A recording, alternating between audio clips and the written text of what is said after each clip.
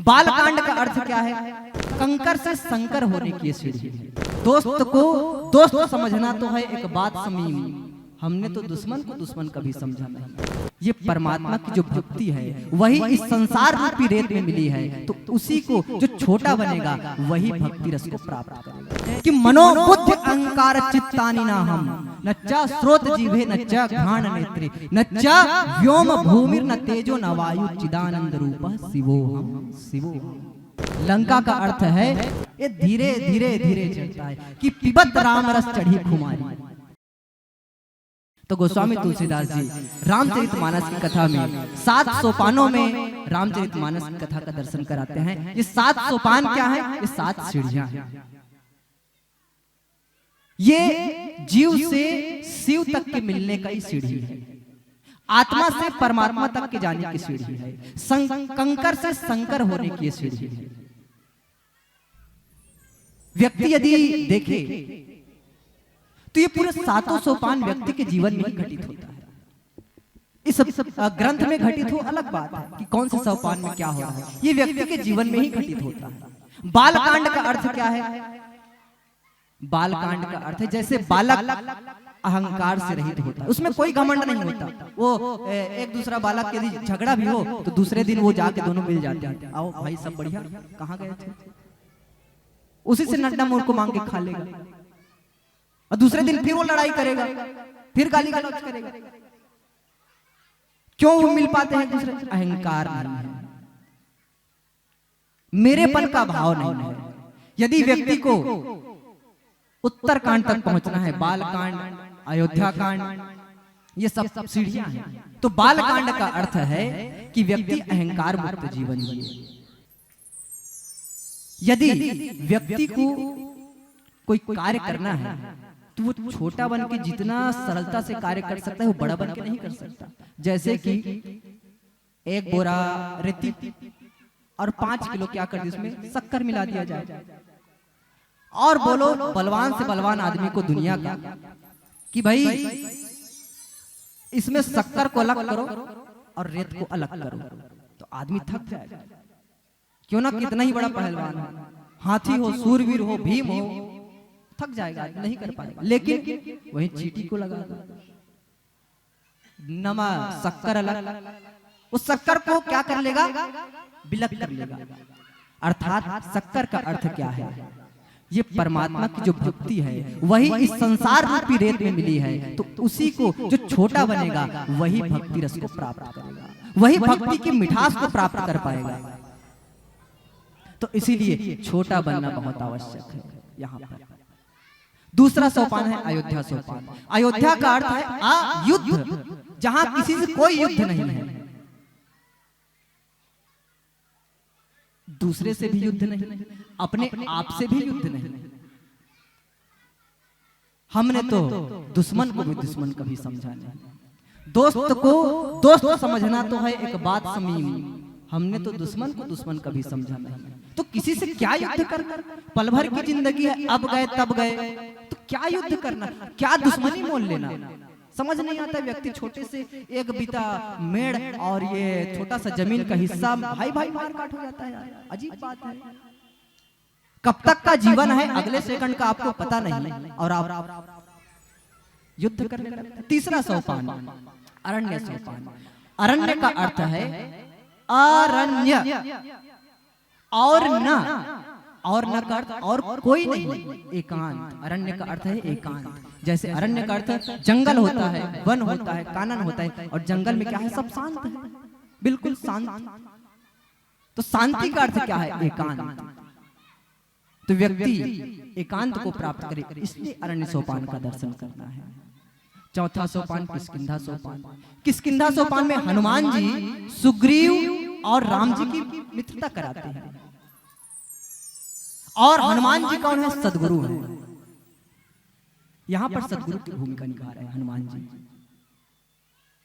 सुग्रीव कौन? जीव। राम जी कौन? ब्रह्म। और हनुमान जी सदगुरु। तो हनुमान जी ही क्या कराते हैं? उनकी मित्रता कराते हैं। जय जय जय हनुमान गुसाई, कृपा करहु गुरुदेव।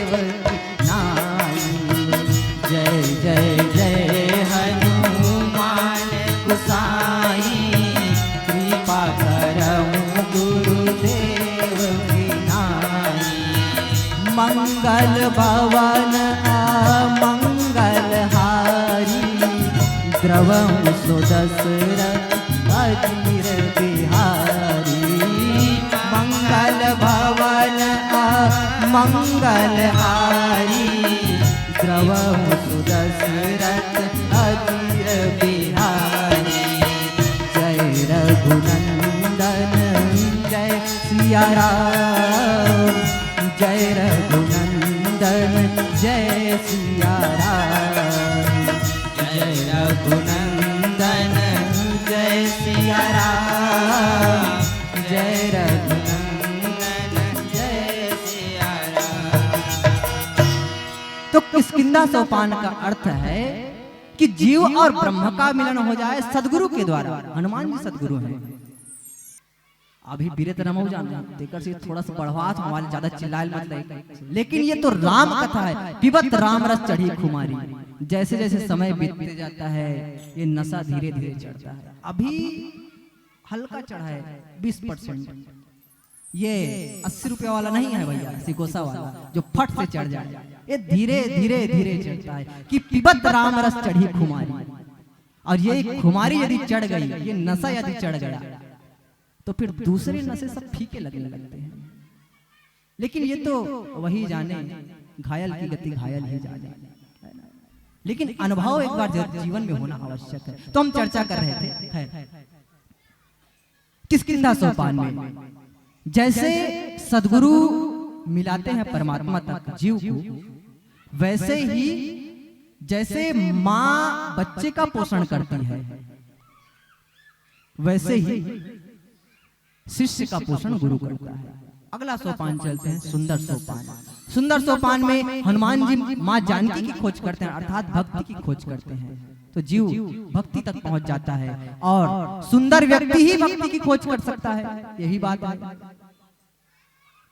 और हनुमान जी तो बहुत सुंदर है। कौन है वो हनुमान जी? भगवान शंकर। और भगवान शंकर के लिए लिखते हैं कि भगवान शंकर इतने गोरे कि माता पार्वती उनको भस्म लगा के रखती है कि मेरे पति को किसी की नजर न लग जाए। तो इसलिए बहुत भगवान शंकर को वो भस्म रगड़ के सब झड़झड़ झड़झड़ वो शमशान का भस्म लगाती थी माता पार्वती। भगवान शंकर कितने सुंदर हैं। हम लोग आरती करते तब गाते हैं ना कि कर्पूर गौरम करुणावतारम संसार सारम भुजगेंद्रहारम। कर्पूर गौरम करुणावतारम संसार सारम भुजगेंद्रहारम। ऐसे भगवान शंकर है। और सुंदर व्यक्ति ही भक्ति की खोज कर सकता है। अगला सोपान आता है लंका सोपान। लंका का अर्थ है कि व्यक्ति यदि भक्ति को प्राप्त कर चुका है तो रावण और कुंभकर्ण का कोई काम नहीं, उसका वध होना तय है। तो स्वयं ब्रह्म उनका वध करते हैं, राम जी स्वयं वध करते हैं उनका। और व्यक्ति के भीतर से जब भक्ति को प्राप्त कर चुका है, अहंकार से मुक्त हो चुका है, एकांत को प्राप्त कर चुका है, ब्रह्म से मित्रता हो चुका है और रावण खरदूषण और कुंभकर्ण का भी नाश हो चुका है, तो व्यक्ति को उत्तर मिलने में कोई देरी नहीं। व्यक्ति को उत्तर मिल ही चुका है। अब जीवन में अब बचा क्या शेष? कुछ नहीं बचा। अर्थात व्यक्ति शून्य में प्रवेश कर चुका है। और शून्य का अर्थ महात्मा बुद्ध कहते हैं उसी को निर्वाण।